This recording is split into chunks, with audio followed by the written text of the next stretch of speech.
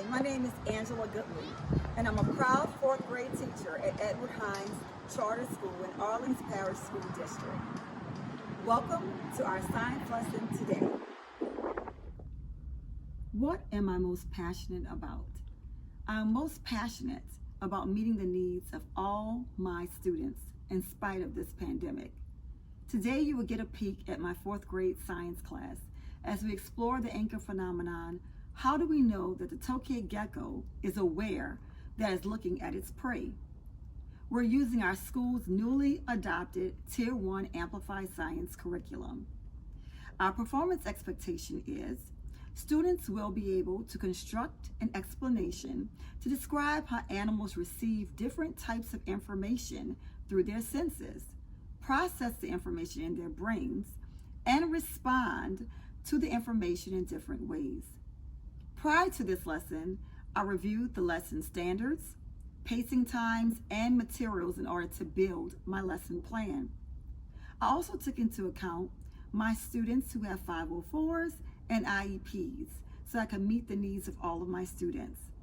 I prepared a science investigative kit for each student, including their daily reflection, informational text, their compare and contrast chart, their exploration cards, and their formal assessment. Students were prearranged in pairs. I posted the anchor phenomenon, key vocabulary words, and important concepts on the board.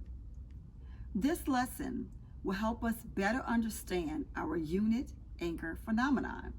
The population of tokay geckos in a rainforest in the Philippines has decreased since the installation of new highway lights. After this lesson, this will help us to better our understanding of why this phenomenon is occurring. My class consists of 20 students. We have 3 with IEPs and 5 receive 504 accommodations. Those 8 students were provided with guided notes to help them successfully complete their scientific explanation for the rainforest conservation. Working on how animals process information. And our student learning target for today is I can construct an explanation to describe how animals receive different types of information through their senses, process the information in their brains, and respond to the information in different ways. So what does that mean to you? What do you think we're going to be doing today? We're going to look at all the information that an animal can get from their senses. Okay, very good, excellent. We're going to look at all the different information that they get through their senses. And then what else are we going to explore? Investigating how animals use their senses to react to their prey. Excellent, great job. How does a tokay gecko know that it's looking at its prey? Lesson.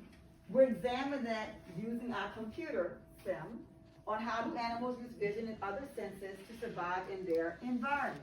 Why is it important for animals to see what is in their environment? Drawings to explain our thinking and to label it. As we're going to focus on why is it important for animals to see what is in their environment. For animals to see what is in their environment so they can find food if their other senses are not very helpful. For example, lions need to see so they can find prey. That from the light source it goes to the prey and the light reflects off of the prey into the pupil. From the light receptors it goes through the optic nerve to the brain with the processed image so it will know its prey. So this is the light source going to the zebra, and then the light bounces off the zebra to the lion's eye, goes through the pupil to the brain locates it, and then the lion is thinking that it's We can use to say, instead of saying the moon is going to the prey, what's another scientific word we can use? source. All right, he says the light source is the moon, but what else can we say?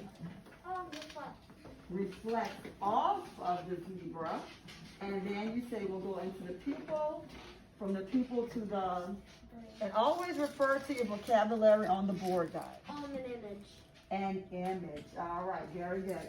So what are some things we can do to add, what are some things we can add to that diagram? What are some things we can add? Stuff like she can label the predator, and prey.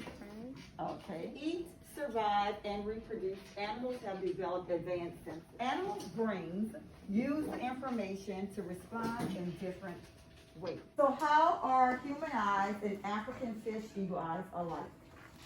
Maverick. They're both taking information from their environment. They both take in information from their environment. Is there another way that they are alike? Martin. Information about what they see both goes through their brains. Both go to their brains. Excellent. Janaz. They both have optic nerves. They both have optic. Terrific. Zoe. Both use their eyes to help them survive. They both use their eyes to help them survive. And I'm going to, in the words of that urban poet DJ Khaled, give it to me. Another I'm going to get one more. All right, let's see here, Julian. They let light in through their pupils. Information taken from the text. This is your deliverable. At the end of this lesson, you're going to write back to the Rainforest Conservation Group because you've learned more about how animals move. We have to use these cards to help review what we have learned so far about how animals know what they're looking at. This is going to help us to write that the cards are in the value to explain what happens when light enters a gecko's eye and how instructions help the gecko recognize prey and react. So take out the cards. You and your partner are going to work together on creating a model showing you how the tilted gecko sees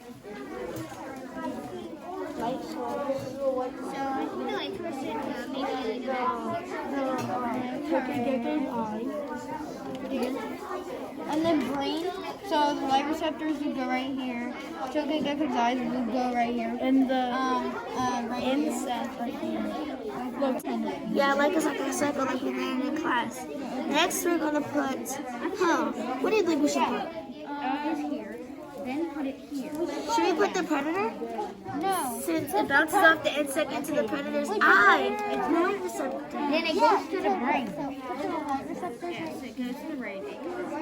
So Janasha was saying that maybe we should move the arrows. What do you think we should move? I think it should use them because the light source is already pointing that light at it, and so it's not. So if there's only one, if there's only light pointing at the prey, they're not gonna see it. The predator's not gonna see it. Yeah, it's not gonna see the. So it's gonna have to like. What's that go to? What is it doing? What's it reflecting off of its what? Prey into the choking gecko's eye. What's going on, guys? Well, first the light bounces down, then it hits the prey, then the light bounces off and onto the gecko, then it triggers the light receptors, then the light receptors send the information to the brain, then the brain processes the prey, imaging the prey, and then decides if it's safe to eat or not. Wonderful job. And how does the brain know that? Because it can remember it because it's eaten it before. What is that called? Look on the vocabulary board. What is that called? Memories. It stores the memories. So give us an elbow here. Bring it on in. Great job.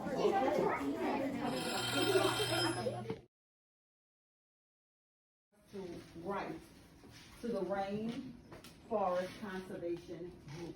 So what is a scientific explanation? It asks a question about how or why something happens. It describes things that are not easy to observe. It is based on the ideas you've learned from investigations and texts written for an audience. Conservation is our audience. They're not experts on animal vision or how animals know when they're looking at their prey. So we're going to have to explain these ideas clearly to them.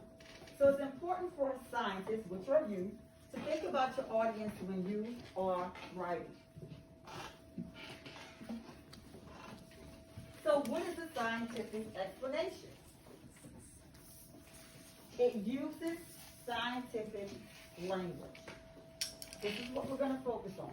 It uses scientific language.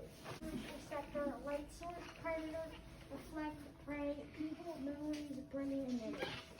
Scientific language, we are writing and speaking about our investigation. Use it in a clear way that helps our audience understand our explanation. I'm going to show you some samples.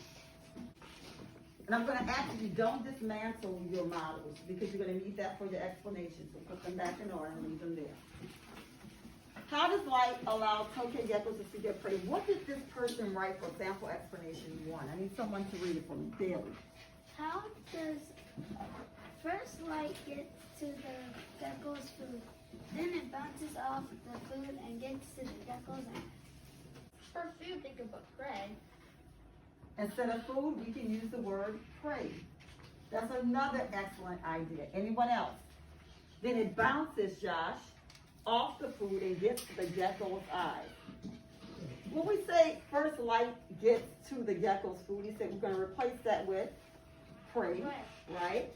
Then it bounces off, we can say we're going to use reflects off the prey and gets to the gecko's eyes. But what's an important word that needs to be in this explanation? So let's look at sample explanation 2. How does light allow tokay geckos to see their prey? We don't say food, we say what? Prey. Prey. Instead of bounces, we say? Reflect. That's right, we say reflect.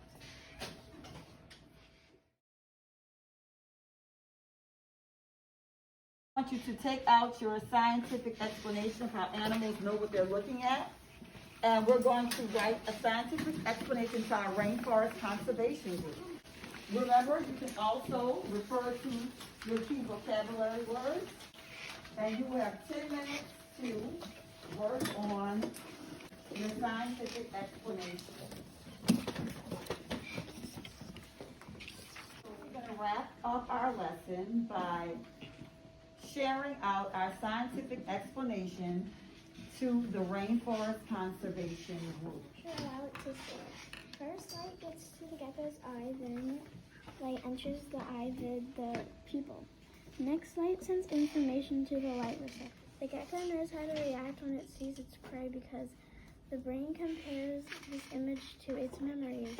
Then the gecko realizes that it's looking at its prey. Clear and concise scientific vocabulary. It creates an image and sends it to the brain.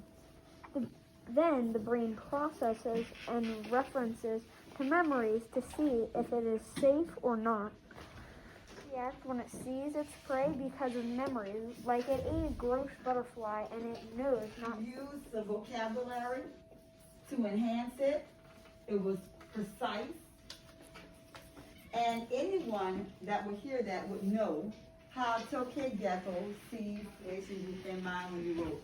Another wonderful job. Our student learning target states, I can construct an explanation to describe how animals receive different types, process the information in their brains, and respond to information in different ways. And all of you have successfully done that. All right, thank you guys very much. You may put everything back inside of your investigating bag. 10, 9, 8. So our key concepts today. How does a tokay gecko know that's looking at its prey? Light needs to reflect off an object and get to the eyes for an animal to see the image. 2, what? Memories. To memories. Then an animal can make a decision that can help it survive.